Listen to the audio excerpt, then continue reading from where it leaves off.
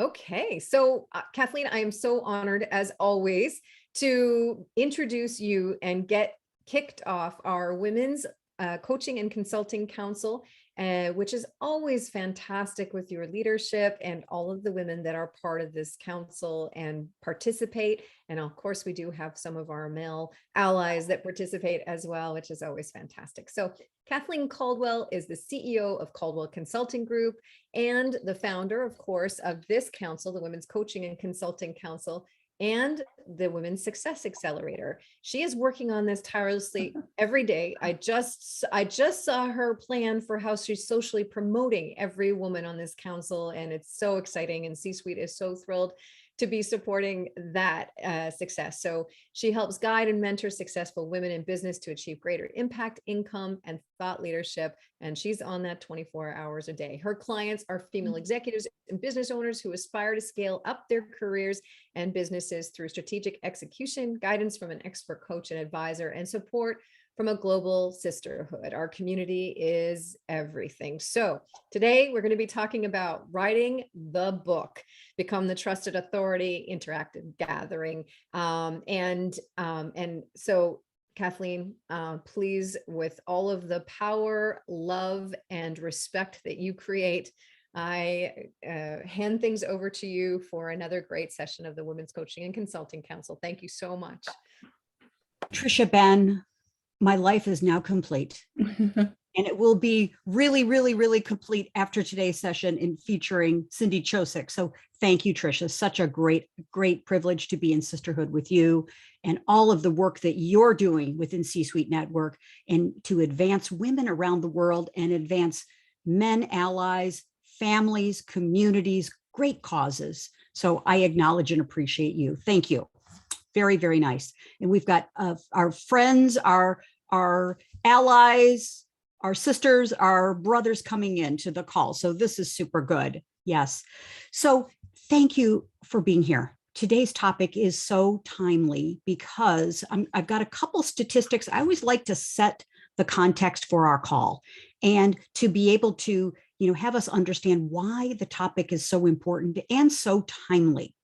So with your permission, I'd like to hop over and just share a couple slides and then introduce our esteemed faculty member and our speaker today. And I'd like to also just pause and say, you're watching this replay, you're here live. We so thank you. And May is the month where we have chosen, it's International Coaches Week coming up next week and the second week of the month. And we're honoring and appreciating all of the coaches, consultants, thought leaders, trusted advisors, authors, speakers, all of the roles that we wear and that we have in visionary leaders. So every day of the month, Monday through Friday, we're appreciating one of our esteemed faculty members. So you're going to see posts within our LinkedIn group, our Facebook group, all out in social media, appreciating and acknowledging each of you. So my ask, because within C-Suite, we have an ask and a give. So that's my give from me to you. My ask is, go in, edify each of your sisters. Go in and edify, put a comment in there that's authentic and real to you. And let's boost up and level up all of our sisters. Because as it said, a rising tide lifts all boats. So we're going to be cruising here very, very soon with writing our book. So thank you. Thank you, Trisha. Let me come on over and show my screen here. And we're coming in. Our room is getting very full and we are so excited about this. Yes. And give me a thumbs up if you can see the screen. Yeah, thank you so much. So Cindy Chosic and I have been thinking and planning this session. I assure you, I think, Cindy, it's been a year that we've really been talking about this. No kidding. We've been planning this program, thinking about it, dreaming about it, and thinking about how we can add so much value to each of you. So I'm Kathleen Caldwell. Thank you, Trisha Ben, for the wonderful, wonderful introduction.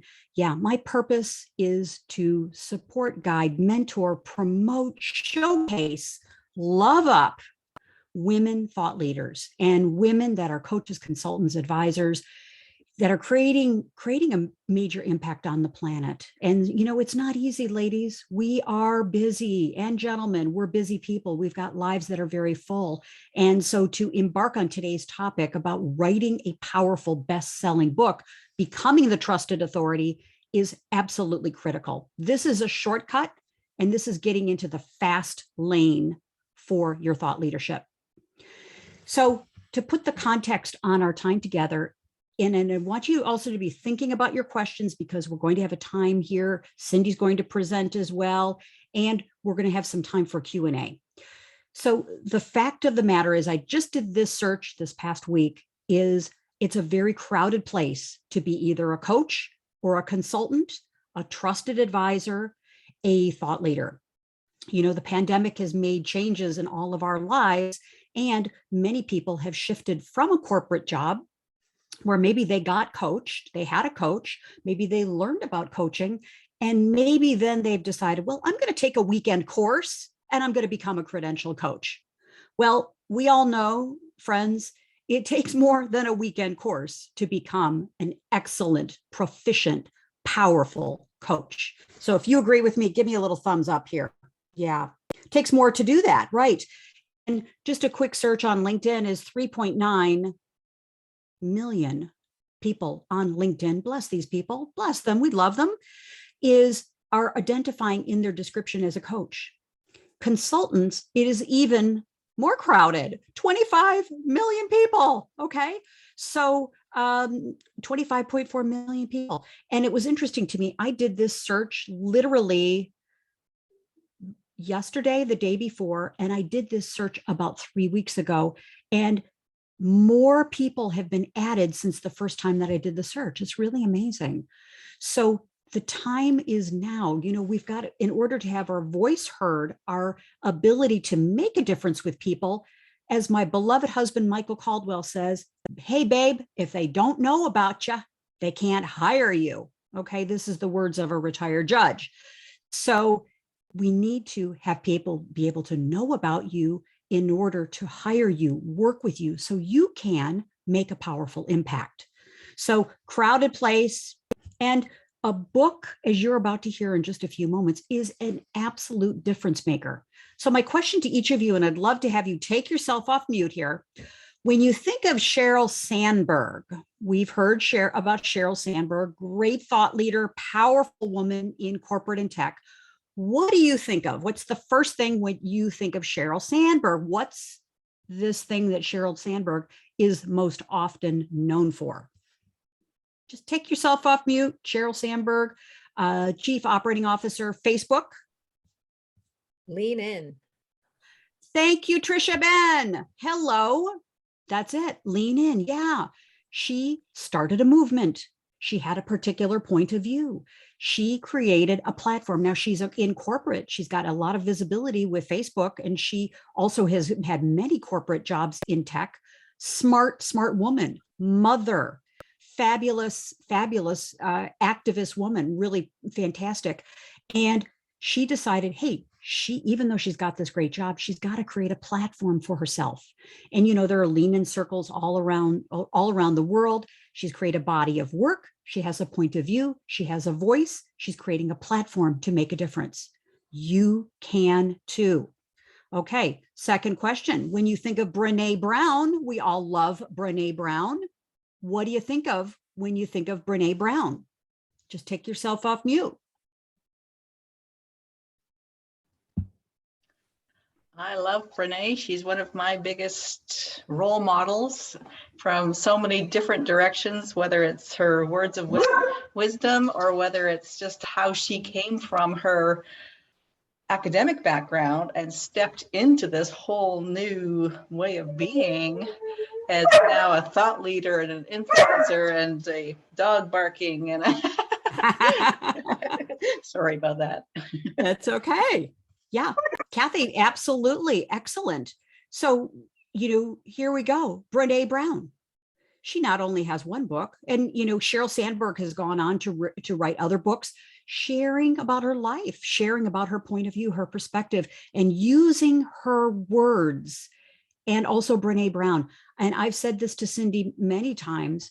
I firmly believe that your message is your medicine. Your message is your medicine for the world. And we need positivity medicine right now. I'm sure you'll all agree. We need messages that are uplifting, authentic, real, powerful, transformational. So Brene Brown, hello, professor at, I believe, the University of Texas. Hello, she's got a great career, PhD, does a lot of research, but she's got a platform now because she has a book, a podcast, written so many books. She's a BFF of Oprah. That certainly can help on many things. But, we know of her because she's used her books to move her message. Okay. And you can too. So as I complete here my time with my point of view on this is, this is often said is, well, she's the expert because she's, what do you think the 3 words are here, ladies and gentlemen? Colleagues, friends, because she's written a book. That's it. Thank you. And on a particular topic, a subject matter, hello, she's written the book too. So she's written a book. And when you want to think about a particular topic, the world goes out, press, media, podcast, TV, all kinds of things. Do we want to interview someone who has, maybe been quoted? Of course. But do we want to go to the go-to person who's written the book about it? It'd be kind of weird now if, for instance, I would go out and say, yes, I've got this new idea and it's called Lean In. And people would go, Kathleen, hello, Sheryl Sandberg wrote that book, so when you write the book, and I wouldn't do that, but just as an example. So when you own the IP, you live the IP, you create a body of work around the IP, the intellectual property, you then are the person that's associated with writing the book on it, owning it, living it. So that's why it's so important. And of course, from a business perspective and from a life impact perspective, this has legacy implications for all of us, right? We all are working to leave a legacy. Well, my beautiful beloved teacher, Louise Hay, she started Hay House when she was 63 years old. And I should have put a slide in here, but I've quoted her so many times over the years.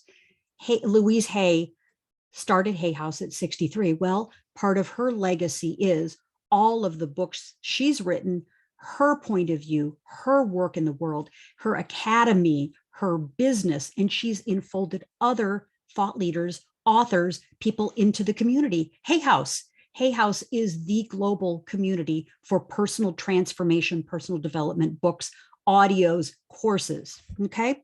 So you write the book, you become the expert. And then finally, when I was citing to you all of the people that have put out a shingle, to say that, hey, they're a consultant and a coach, and we bless them. I don't think that there's really competition.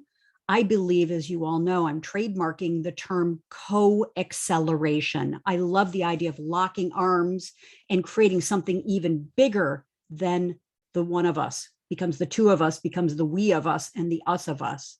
So I need to trademark that too. That just came as an idea. Yeah. So the we of us. Yes. And so to get out into the world where there aren't red oceans, and here we go, blue ocean strategy. When you think of blue ocean strategy, this is the body of work. Let's get out into the beautiful blue ocean where there's not so much competition. There's not so much noise. There's not so much, preoccupation for people. Let's get out into those beautiful blue oceans, okay, of opportunity. So this is a tremendous pause to welcome and thank our esteemed faculty member and speaker today, Cindy Chosic. Cindy Chosic is CEO of SoConnected LLC, and I'm going to stop my sharing here. Colleagues, friends, thought leaders, Cindy Chosic is a thought leader among thought leaders. I have seen this woman develop and transform and challenge herself intensely for the past 2 years. And she is absolutely committed to helping people bring their thoughts, their ideas, their passions, their message out to the world to save lives, change lives, and celebrate lives. Wow. Like, what a powerful message. If you're inspired by saving lives, changing lives, celebrating lives, give me some sparkle fingers here. Yeah. Yeah. And we never know the impact of the power of our presence, our words, our message. And Cindy is a Sherpa, a ghostwriter, a guide, and a mentor to help people get off the dime and get their book out into the world. So I'm so pleased and so honored to say Cindy is not only a client of mine, she's a friend of mine, she's a sister of ours in the esteemed faculty of the Women's Coaching and Consulting Council. She's a leader in C-Suite Network. She's a leader in National Speakers Association. Friends, she's a leader. She's a global leader. So take yourself off mute if you would. Let's give Cindy a round of applause and welcome her to our stage. Yes, thank you. Thank you so much. Welcome everyone. It's wonderful to be here and be part of your day. Thank you for coming. Today, we're going to have some fun with talking about writing our books. So Kathleen mentioned I shepherd authors to write their books. I do that through ghostwriting, book doctoring, and author coaching as I coach authors in a group that's a very small group of authors that we work on their books together. And I love what I do. My whole purpose in life, I feel, is to share other people's stories. I've dreamed about living on a beach and ghostwriting on a beach when I retire. So I get to do that now, but I don't have a beach yet, but it's coming. I'm confident that it is definitely coming. So this is really fun, and I'm interested in hearing what you are possibly thinking about writing. I'm going to keep this very simple and high level so we don't get into the weeds, but so you can just start generating some thoughts to what you may want to write a book about, and would love your sharing and the chat if you so desire to share what you do think you're going to write about as we get through a couple of slides that I have. So I'm going to share my screen.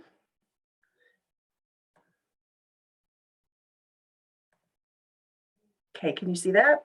Yeah. And Cindy, I'm curious, while you're transitioning here to your screen, how many people have got books already? How many of you have got books that your published books, either self-published or you had a commercial publisher publish? Just curious. Yeah. Okay. Got it. How many of you are? Published hers this year too, I think. I know she was working on one. Yep, absolutely. Yes. So, yes. So good. Well, good. So we have a couple that have it, a couple that may publish soon.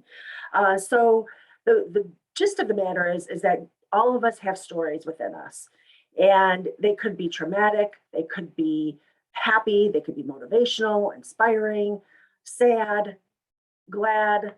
It could be about the chair of joy. It could be about anything that we feel that we want to share with other people in order to make their life better. When authors come to me, there's 6 reasons they usually come to me and because they want to write a book. The first one is that they are looking for opportunities to elevate their stature in their industry, in their profession. They're looking to become more recognized as a thought leader so that they can then expand their career opportunities to other avenues and increase their revenue in different revenue streams. And they want to share their story. They want to share a story with other people about their expertise, their lessons learned, the steps that they may suggest or they recommend people take in order to shift something in their life. And they want to be able to make an impact on the world.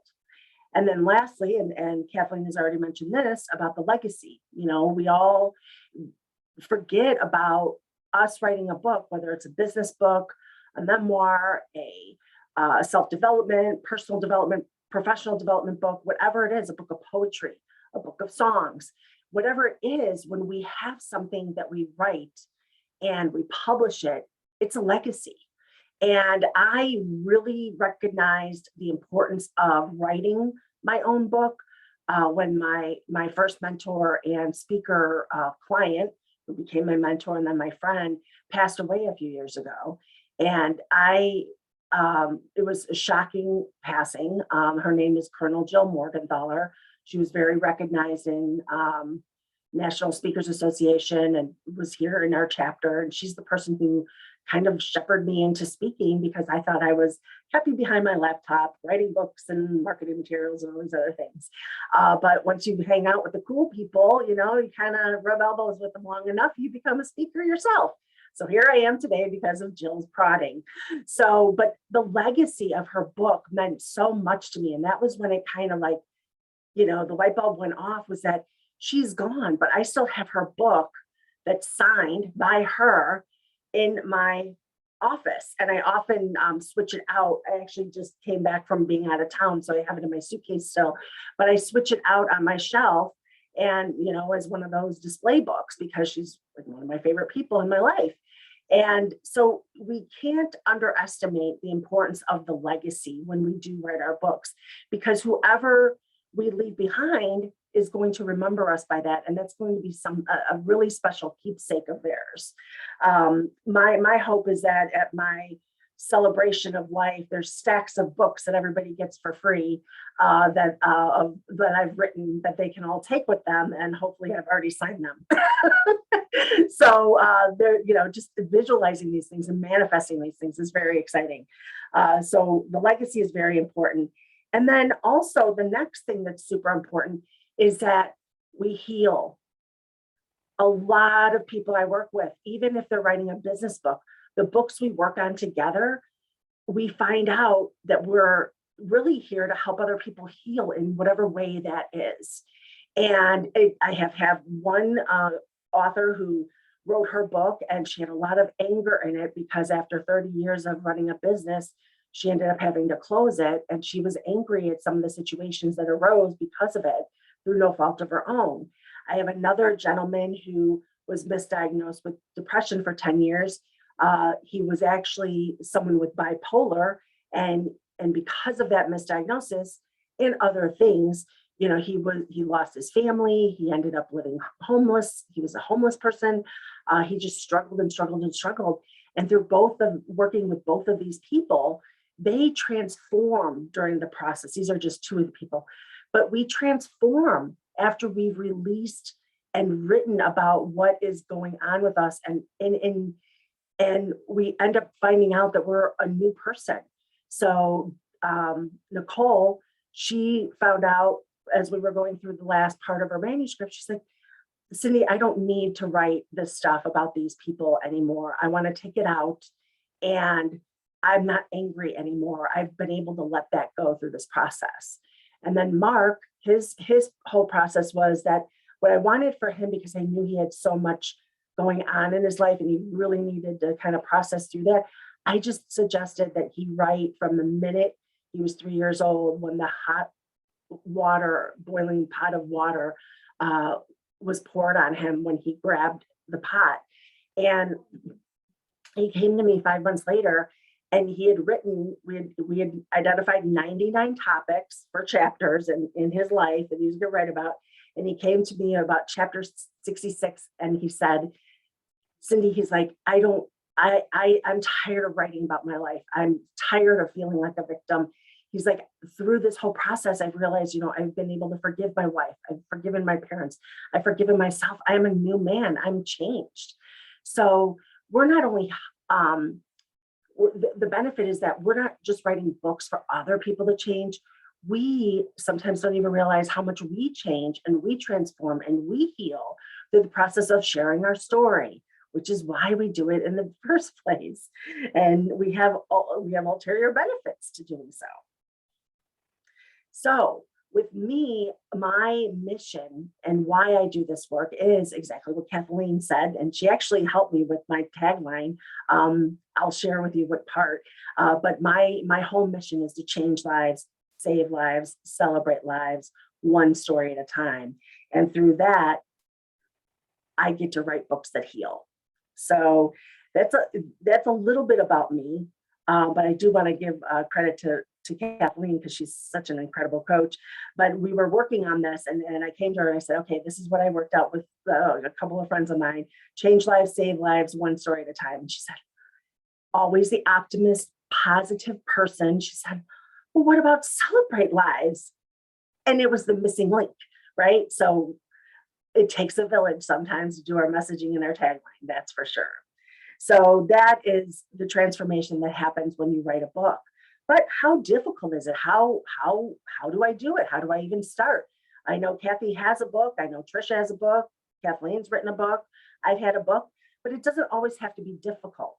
The important thing is, and we don't have to wait until we've been an expert for 50 years to write a book, because there's different steps to becoming an expert. And at each step in our lives, we have different opportunities to be different types of experts. So for instance, when we're learning a topic in school that we find that we love, we go to college maybe and study it. So we become the expert at that time of having a new topic on our lives, and in our world. And then we work in the field possibly. So then we're learning and we're applying and we're learning. And sometimes we go and we do more study or we research. And eventually there's something, a particular topic or subject that we're really, really, really interested in. And we may develop a process from it. And then when we have a process, we might write a book.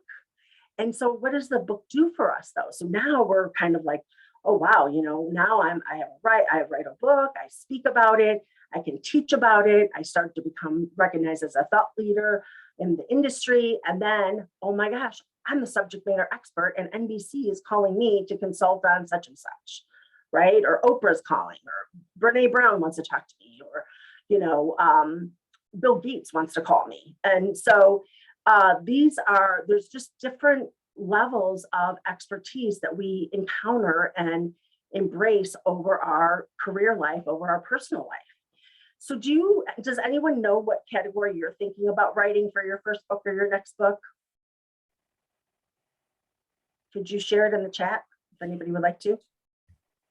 Yeah, and Cindy, you know what, if you wanted at any point in time, we could get a discussion going about thoughts about the book. Where are we? And I'm also so intrigued by your chart here is that it's a progression. It's really a progression. And at any point in time, we have a topic and we become subject matter experts. So we're taken seriously, becoming the authority, becoming the person who people go to, but yet new things, we kind of start at the bottom and move our way back up. It's always a process, right? It is. It really is. Yeah. And that's good because, we're as human beings, we're motivated and inspired to continuously learn. So we have so much that we can grow from and impact others with. So wow. So Kathy has 8 collaborative books. Fabulous. That's awesome. The next book will be a solo book focused on your work. Would you like to remind us, Kathy, what kind of work you do? Out loud or in the chat? Oh, yeah, out loud's fine. If you're off mute, about it. Well, my background is in financial planning, but the focus of my work now is more on the part that has to happen before you do any real planning, of really rediscovering your brilliance and figuring out what you actually want to do with the rest of your life. And then getting going. My company is called Inspired Tenacity, and I focus on midlife women, again, just kind of, rediscovering what we actually want to do with our life and get doing it. I love that. That's so important because there's so many of us out there that don't know. I have a lot of friends who have stayed home with their kids their whole time while all our kids are going to college this year, and they don't have any clue.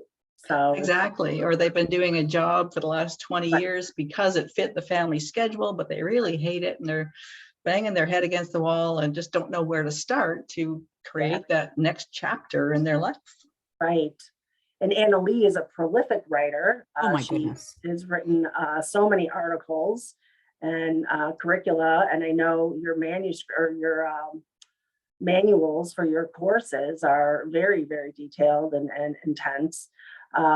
Projects to pull together for sure, something intense that you probably enjoy very much. And then Trisha is business leadership. Trisha, did you publish your book yet? Do you have a second to talk or no? Are you off and running? I was inhaling some food, but but I have not yet. I am it is 95% of the way there. So Okay, so something this year, right? yes. Okay, excellent, excellent, excellent, excellent. And C-suite Hold network me will publish our accountable books. because I do have to focus on it. Good. Well, definitely. Any books that we're going to contribute is definitely going to make a difference in the world and in business and in personal lives for sure. So let So me. I have a question, Cindy, as we go through this, Mhm. is, we would love your counsel on, we've got these bodies of work. We've been writing articles, we've been writing columns, we've got podcasts. Deb Mhm. Creer has almost 800 Mhm. podcasts, No, all she's of this a rich rock star. content. Yeah. She's the OG of podcasts. Right on. Yeah, exactly. And so thinking about how do we aggregate all of this, Mhm. where do we connect the dots and the Mhm. thread between all of this work we've been doing, our legacy work, and how do we reinvent it into a new book? Oh, yes, great question. Thank you. And part of the work is understanding what you want your category to be. So Deb has 800 podcasts, which are definitely not, because I've listened to them and I've been a guest, luckily, fortunately for me, is not, they're not all theme oriented around one theme, which is wonderful, other than business, because it's called the Business Power Hour. So she would want to first check and see what really is singing to her heart that she wants to share with people, of some type of the stories, maybe the processes or the lessons she's trying to teach people. So and then she has her own story. So she wouldn't have to necessarily rely on the blogs, but for people who want to use that, reuse and recycle their material that they already have, it is wonderful because you're not starting from scratch.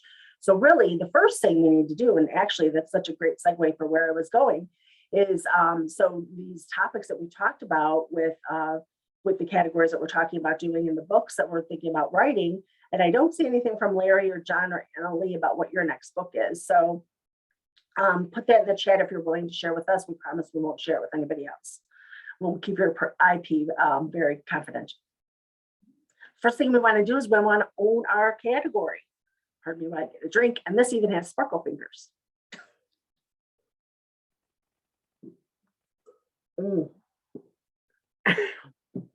It's very dry in here today. So we want to own our category. So own your category, say it out loud, put it in the chat, tell people about it. Make sure that you're going to definitely be comfortable writing about it and sharing about it and teaching other people about it. Larry shared his book idea is visibility for effective sales at grassroots level. Oh boy, yeah, I could see a lot of people recognizing that that's important, because number one, sales is hard at any level. So that would be a really good start. Oh, I love it. All right. So what we do, Kathleen and Deb, and for everybody, is the first step you want to do is own your category. The second step is like this is going to take you back a little bit to English class in high school, but we want to answer the 5 questions, the 5 W's and the 1 H. And the reason we want to do that is because it's just gets us started, right? So who am I writing the book for? What am I writing about? Why do I want to write about this book? When am I going to write it? When am I going to publish it? And then where am I going to write it? And then how am I going to write it? And how am I going to impact people by my book? So you start with those questions and you start to really figure out like, what is the mission of the book? What is it that you're going to write about? And then you could go back, for people who already have content, go back and start pulling all that material, all those resources for yourself. And then the next step would be to organize it in some manner, in what I call the table of topics for a book, because I don't really sweat about the table of context titles. So we start with the table of topics. so that we know like what topics we're going to talk about with the chapters. I like to be fluid and flexible with the content that we do, because sometimes when you're, in chapter 7, you think chapter 3 has to be chapter 5 now, and you want to be able to move that around. And sometimes if we put the titles so early on, we kind of get stuck in that, and then it prevents our creative flow from moving around. The next thing that's important after you answer those 6 questions is the value. What value are you going to be giving the readers? So I'm kind of a stickler for value, and my whole focus is, it's one of the hats I wear as I work with my authors, is I'm kind of reader centric. Well, I'm not kind of, I am reader centric, I confess. So my whole thing is about what is the extreme value that we can find to give your audience, your readers, something even more than what we're originally starting with. And the reason for that is because you want people, if you're writing a book to teach someone to do something, or to transform, or to think of a different perspective, or any other reason, you want them to be able to execute on it. So if we don't give them enough value, they can't execute, or they can't understand why they would do something. So I'm always looking for really cool ideas on how to demonstrate something like a process or a step other than just the words. The other reason why this is important is to find different types of format to demonstrate our words, is because people today are so busy, they don't read every word anymore. So we need to find ways to make it interesting to them, so they keep reading, and so they get something out of it. So bullets, lists with bullets or numbers is really helpful. Multiple titles in the chapters. And then I have some samples here. So two of the things that I love to look and explore are things like contextual models that you can, hold on a second, I can't see my screen. Contextual models that you can demonstrate, like the practice or the perspective that you're looking to give. Also the tables. Tables are always really, really good and helpful to list and organize things. So people aren't, so this is a say, do, think, feel. And this started off as paragraphs of what do I say when I want to respect someone? What do I do? Well, if you think about like how many words you have to explain in a paragraph to do that versus a list in a nice organized table, it's enormous, right? You probably save just 4 pages of print. So that's really good. The other thing that is super cool, and it's been happening for a little while now, but Donald Miller's book, Business Made Simple, he's phenomenal because I love him. And I don't get really super excited about all these super famous people that have kind of their hat and hang it on, have something to hang their hat on. I probably shouldn't. I probably should. But Donald is someone I really, really admire and respect. And I really follow what he's saying, and I get it. But in his books, he actually has, go to my website and I get a free video every day about the concepts of this book. And that's such a smart and important approach to getting people to stay engaged. Well, then it goes further because, of course, I love him. So, of course, I want the free video. And just like when I'm shopping, I can never find the item that's on sale that I went for. I have to pay full price. So I go to Donald Miller's free videos, can't find them anywhere, and end up signing for the annual fee of $297. So now I get every video he's ever downloaded. So, but it's a way to get people in the funnel, right? Which is what we're talking about with Kathleen and the platform and all these other things. So again, added value, extreme value. What can we bring along? So the next step is to write the book. And there's a lot of other steps too, but we're just keeping this high level today so we don't get into the weeds too much. So it's time to write that book. And the interesting thing is when you start off with the book, it's always good to have the end in mind. So this is like your business goals, your own personal goals, your book goals, and the goals for the reader. And to help you along that way, a lot of people kind of get nervous because they don't know how big it should be.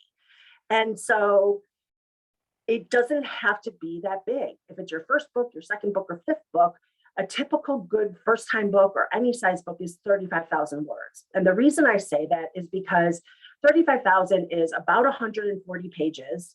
And Amazon needs 100 pages minimum in order to print the spine on the back, on the side of the book. So in order to get a spine on your book, it has to be minimum 100 pages.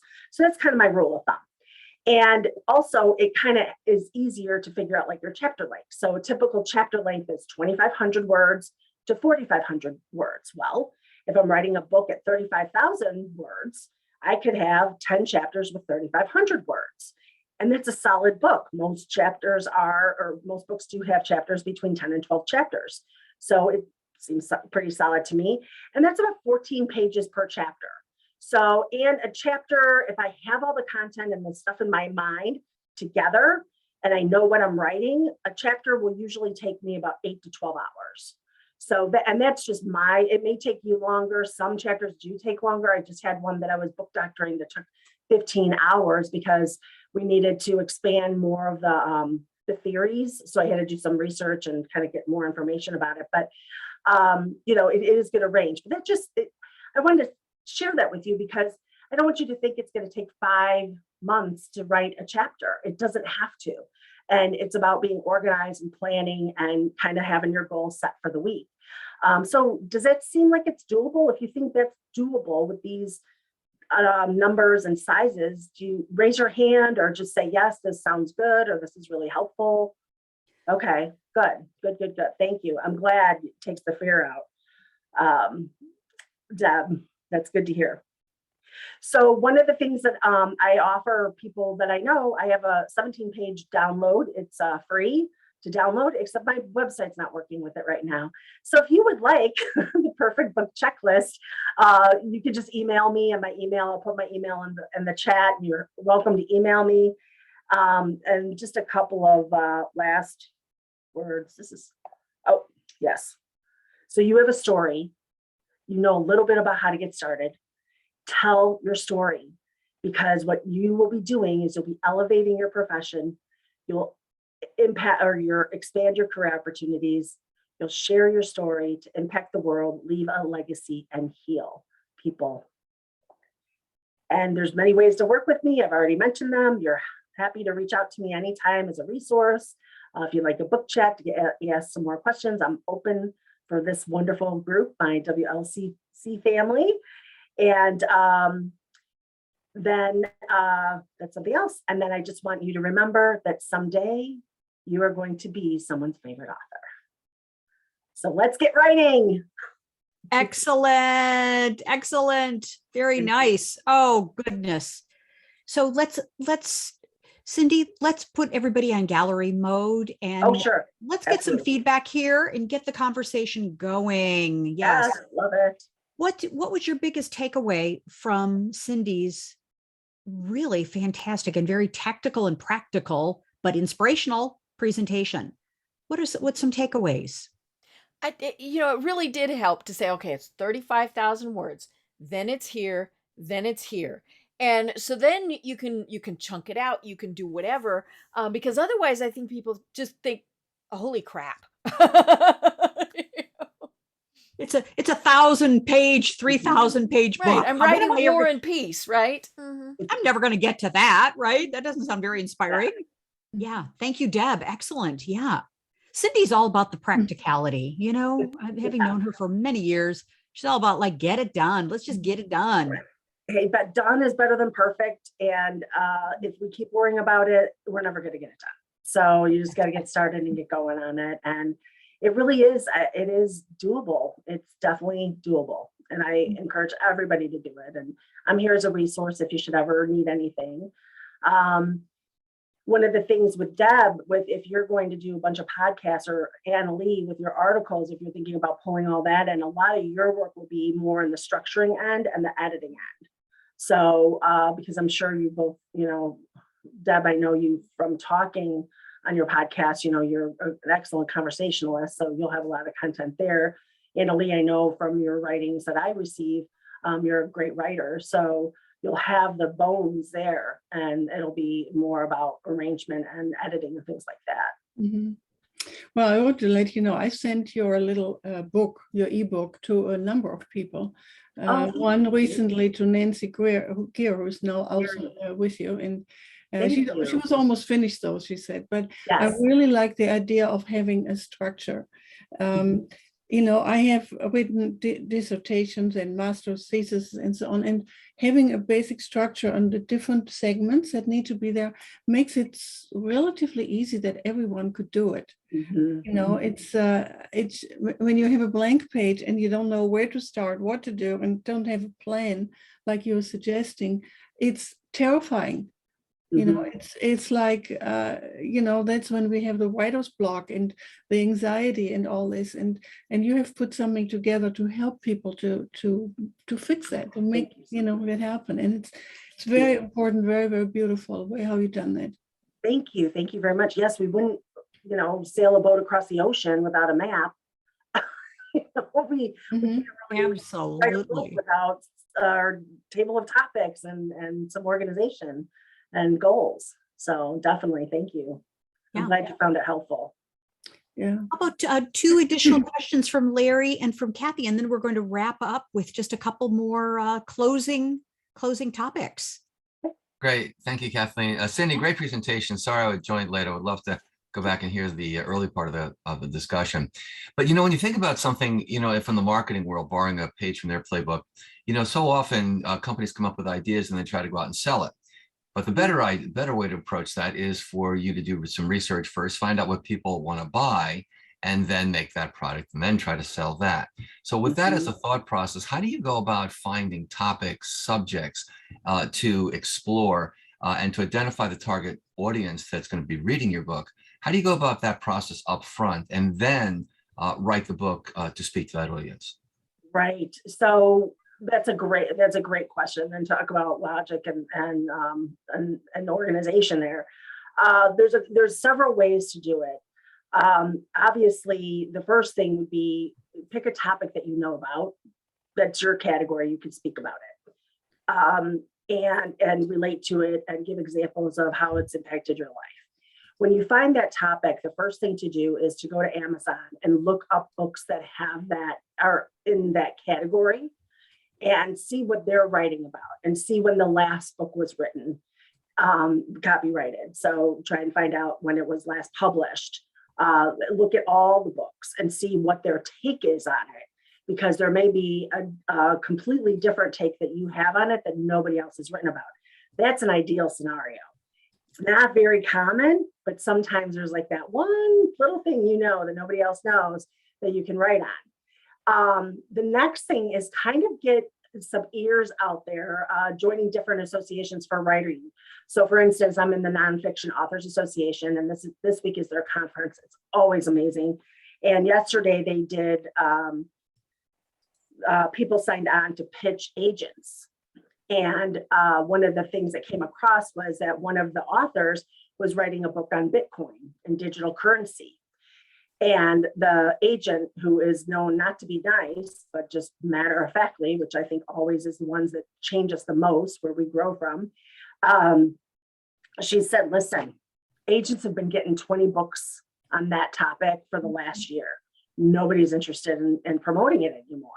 You know, so you kind of have to look at the trends, what's hot, right? Like, I was writing and speaking on mental health before mental health was, you know, a thing.